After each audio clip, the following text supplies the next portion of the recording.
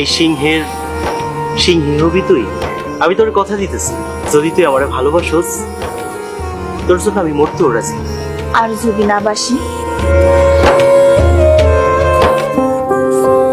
আর যদি ভালো না বাসোস তাহলে মরে যাবো, কিন্তু তোর ভালোবাসার অভাবে আমি সারাটা জীবন জৈলাপুরে সার্কার হয়েছি।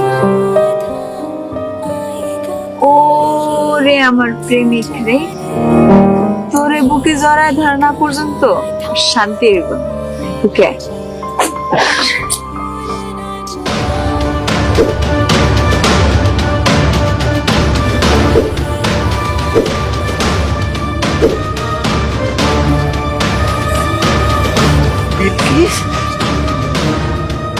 তুই এটা কি করলি?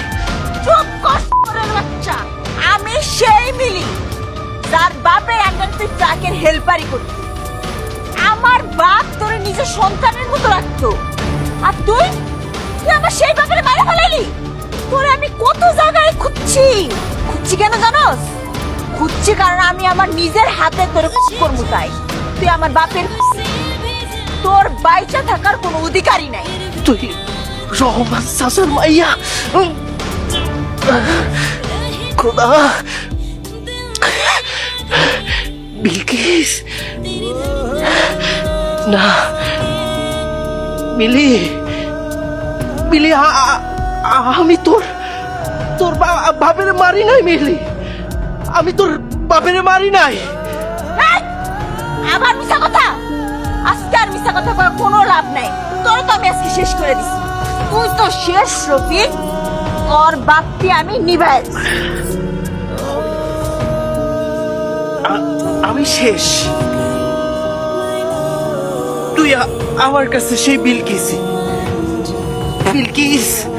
আজকে তোরে আমি সত্য কথাটা জানা যাই। আমি তোর বাপের ট্রাকের হেল্পার আছিলাম। তুই তখন অনেক ছোট আছিলি। একদিন তোর বাপে কইল তুই মেলা অসুস্থ, তোর একটা অপারেশন করতে হইব।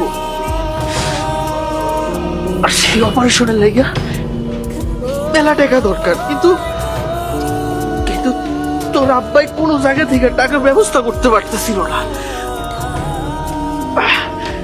পরে আজিজ নামের একটা লোকের সাথে তোর বাপের অনেক ভাব হয়।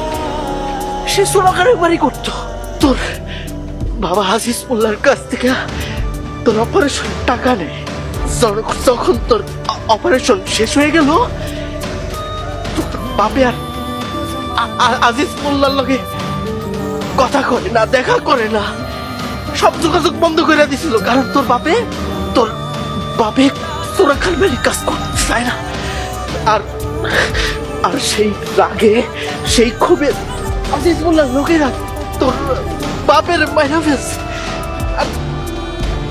আমার উপরে সব দোষ চাপাই দিছে। আমি 8টা বছর জেল খাটছি বিলকিস, 8টা বছর জেলখানা থেকে বাইর হওয়ার পর আমি পাগলের মতো তোরে খুঁজছি বিলকিস। আমি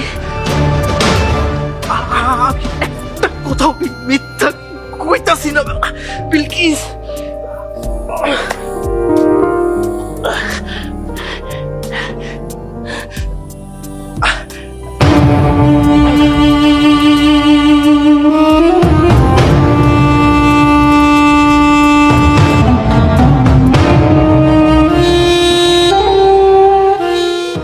ভিডিওটি ভালো লাগলে লাইক, কমেন্ট, শেয়ার করে চ্যানেলটি সাবস্ক্রাইব করুন। আর সেই সাথে এই ভিডিও সম্পর্কে আপনার মূল্যবান মতামত জানাতে ভুলবেন না। কিন্তু ধন্যবাদ।